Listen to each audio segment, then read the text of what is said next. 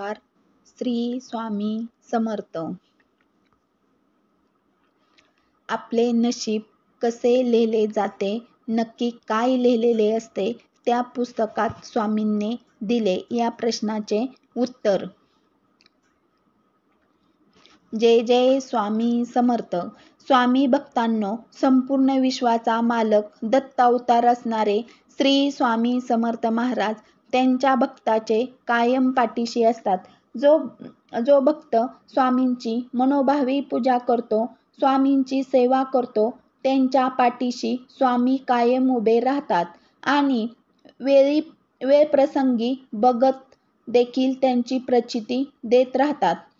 असेच एकदा स्वामी आपल्याला एका भक्ताच्या स्वप्नात येतात आणि त्याला सांगतात की तुझ्या प्रामाणिकपणा भक्तावर आम्ही खूप प्रसन्न आहोत. आज तुला आमच्याकडे जे मागायचे असेल ते माग. तुझे काय इच्छा असेल तर सांग मला, आम्ही नक्की पूर्ण करू. स्वामींचे हे बोलणे ऐकून तो भक्त खूप खुश होतो आणि स्वामींना सांगतो की हे स्वामी राया परमात्मे, तुझ्या आशीर्वादाने मी माझे जीवनातील खूप खुश आहे. सगळ्याबाबत मी संतुष्ट आहे. परंतु हे स्वामी राया, मला तुम्हाला एक प्रश्न विचारायचा आहे. त्यासाठी आपण मला त्याची अनुभूती द्यावी. यावर स्वामी म्हणतात, विचार तुला काही विचारायचे आहे ते. त्यावर तो भक्त स्वामींना विचारतो की स्वामी राया, मी असे ऐकले आहे की माणसाचे नशीब हे त्यांच्या जन्मवेळेवरचे असते, त्याच्या अगोदरपासून तुम्ही लिहून ठेवलेले असते. हे खरे आहे का? यावर स्वामी म्हणतात की हो, हे खरे आहे. प्रत्येकाचं नशीब आम्ही आधीपासूनच लिहून ठेवलेले असते.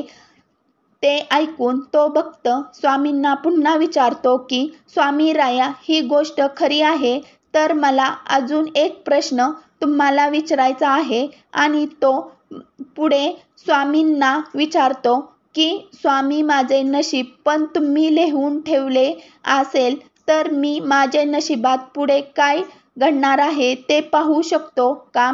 स्वामी, तुम्ही मला ते नक्की दाखवू शकता का? यावर स्वामींनी भक्ताला म्हणतात की ही गोष्ट अशक्य आहे, गोपनीय आहे. परंतु तू आमची निष्ठावंत सेवेकरी आहे. तू प्रामाणिकपणा आहेस, म्हणून तुझी इच्छा आम्ही पूर्ण करू. तुझे नशीब जे आम्ही लिहून ठेवले आहे ते तुम्हाला मी नक्कीच दाखवेल.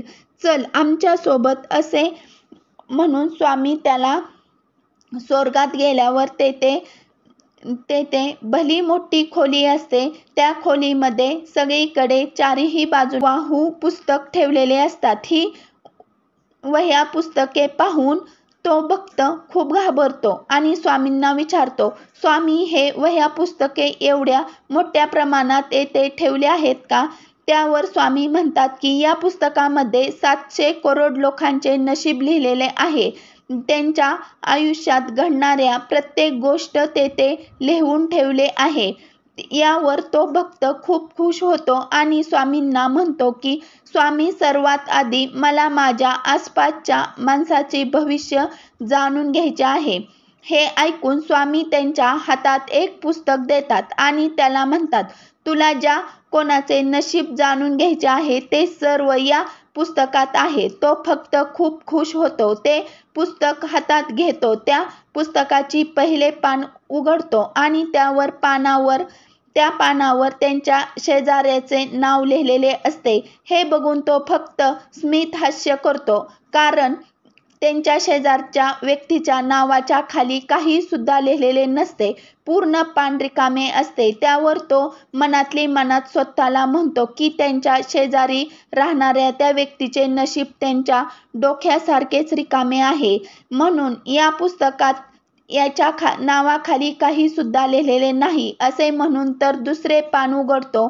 त्या पानावरील त्याचे स्वतःचे नाव लिहिलेले असते. परंतु जेव्हा तो स्वतःच्या नावाच्या पानावर बघतो तेव्हा त्याला आश्चर्याचा धक्का बसतो, कारण ते पान सुद्धा पूर्ण रिकामे असते, त्यावर काही सुद्धा लिहिलेले नसते. असे म्हणून तो भक्त पुस्तकातील प्रत्येक पान उघडून बघतो. त्या प्रत्येक पानावर वेगवेगळ्या लोकांची नावे लिहिलेली असतात, परंतु त्याच्या नावाखाली काही सुद्धा लिहिलेले नसते. पूर्ण पान रिकामे असते. यावर तो भक्त स्वामींना म्हणतो की स्वामी, तुम्ही तर मला हे पुस्तक दिले होते ज्यामध्ये सगळ्यांचे नशीब लिहून ठेवले आहे असे तुम्ही म्हणाला होता, परंतु स्वामी, हे पुस्तक पूर्णपणे रिकामे आहे. यामध्ये काही सुद्धा लिहिलेला नाही. यावर स्वामी म्हणतात की मी सगळ्यांचे नशीब या पुस्तकामध्येच लिहून ठेवले आहे, परंतु मी एका वेगळ्या शाईमध्ये ते लिहून ठेवले आहे. ही एक वेगळ्या प्रकारची अदृश्य शाई आहे, म्हणून या प्रकारच्या शाईमध्ये लिहिलेले कोणी सुद्धा वाचू शकत नाही, कोणी पाहू शकत नाही, म्हणून तुला काही लिहिलेले दिसले नाही. परंतु तू निराश होऊ नकोस. मी तुला सांगतो की या पुस्तकामध्ये मी काय लिहून ठेवले आहे. तर या पुस्तकामध्ये प्रत्येकाच्या नावाखाली फक्त एकच शब्द मी लिहून ठेवला आहे. स्वामींचे हे बोलणे ऐकून तो फक्त खूप आश्चर्यचकित होतो आणि स्वामींना विचारतो, स्वामी, हे कसे शक्य आहे? फक्त एकच शब्द, तुम्ही प्रत्येक मनुष्याच्या नावाखाली फक्त एकच शब्द कसा लिहून ठेवला आहे? एक मनुष्य 60, 70 किंवा 75, 80 वर्ष आयुष्य जगतो. त्यांच्या संपूर्ण जीवनामध्ये घडणाऱ्या घटना, त्यांच्या संपूर्ण आयुष्यात तुम्ही एका शब्दामध्येच कसा लिहून ठेवले आहे? हे कसे शक्य आहे? यावर स्वामी म्हणतात, हो, हेच खरे आहे.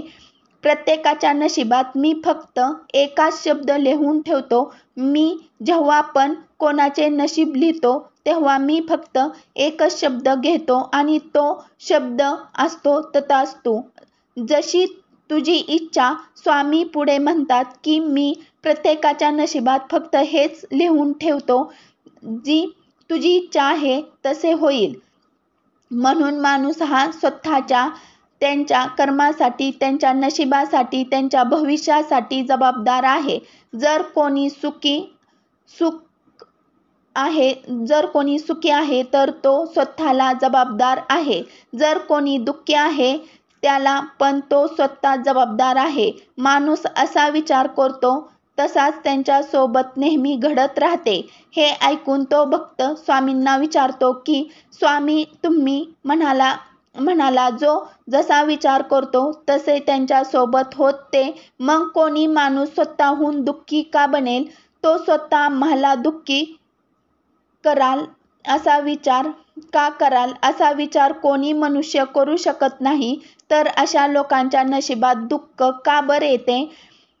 यावर स्वामी म्हणतात, एखाद्या ध्येयाच्या, कर्माच्या विचाराच्या बिया आधीपासूनच लावून ठेवतो, म्हणून त्या व्यक्तीने लावलेल्या त्या विचाराच्या बियामधूनच त्याचे कर्माचे झाड बनून जाते. नंतर त्या कर्माच्या झाडाचे रूपांतर कालांतराने त्यांच्या सवयीमध्ये होत जाते आणि नंतर या सवयीचा रूपांतर त्यांच्या नशिबामध्ये होत जाते. तो भक्त विचारतो की बघा, त्या माणसाच्या आयुष्यात किती दुःख आहे. यावर स्वामी म्हणतात की त्याचे नशिबाचे दुःख आहे. त्यांनी खूप आधीपासूनच दुःखाच्या बिया त्यांच्या आयुष्यातील पेरलेल्या गेल्या आहेत आणि नंतर सुद्धा त्यांच्या दुःखाचे रूपात एक झाडामध्ये होऊन ते झाड खूप मोठ्या प्रमाणात वाढत आहे. तुम्ही 5 वर्षापूर्वी जो काही विचार केला असेल त्याचे फळ तुम्हाला लगेच भेटणार नाही. तुमच्या विचाराचे जे काही फळ असेल ते तुम्हाला खूप वर्षानंतर, खूप दिवसानंतर भेटणार आहे. म्हणून माणसाला विचार, कर्म आणि नशीब यामधला जो संबंध असतो तो त्याला कधीच समजत नाही. स्वामी पुढे म्हणतात, तू सगळ्यात आधी तुझ्या आसपासच्या लोकांचे नशीब जाणून घेण्याची इच्छा माझ्याकडून व्यक्त केली होती. त्यापैकी एक उदाहरण मी देतो. तुझे जे अमुक शेजारी आहेत ते एखादा आजारी पडले होते. त्यांना अर्धांगी वायू झाला होता. यावर तो भक्त म्हणतो की होय, हे खरे आहे स्वामी, पण स्वामी, त्यांच्या वाटेला इतके मोठे दुःख का बरं आले? तो खूप चांगला माणूस आहे. यावर स्वामी म्हणतात, तो व्यक्ती त्यांचा व्यवसायामध्ये लबाडीमध्ये काम करत होता, म्हणून कालांतराने त्याच्या कर्मामुळे तो कर्जदार बनला. त्याचा व्यवसाय पूर्णपणे बंद पडला आणि व्यवसाय बंद पडल्यामुळे तो विचार करू लागला की काही करून मला या कर्जापासून मुक्ती मिळाली पाहिजे. मला आत्ता काही सुद्धा नको. मला माझ्या कार्यालयात जायचे नाही, नाहीतर कर्जदारी लोक माझ्याकडे पैसे मागतील. मला यातून लवकरात लवकर मुक्ती मिळू दे. बस मग तेच झाले. त्याची इच्छा पूर्ण झाली. त्याचा अर्धांगीन वायू झाला. त्याच्या शरीराला लकवा मारला आणि त्याला कुठेही जाता येणार नाही असेच घडले. अशा प्रकारे माणूस सुद्धा आपल्या विचाराच्या बिया पेरतो, त्याचे झाड बनते, त्याला तो खत पाणी देतो. त्याला कर्माचे खत पाणी देऊन आणि मग तो देवाला नावे ठेवतो, परंतु तो स्वतःच्या नशिबाने जबाबदार असतो. ते सुद्धा त्यांच्या कर्मामुळे. स्वामींचे हे बोलणे ऐकून त्या भक्ताचे डोळे उघडतात आणि तो स्वप्नामधून जागा होतो आणि स्वामींना हात जोडून म्हणतो, स्वामी महाराज, आज तुम्ही मला सुखी जीवनाचे मंत्र दिला आहे, त्याबद्दल मी तुमचा खूप आभारी आहे.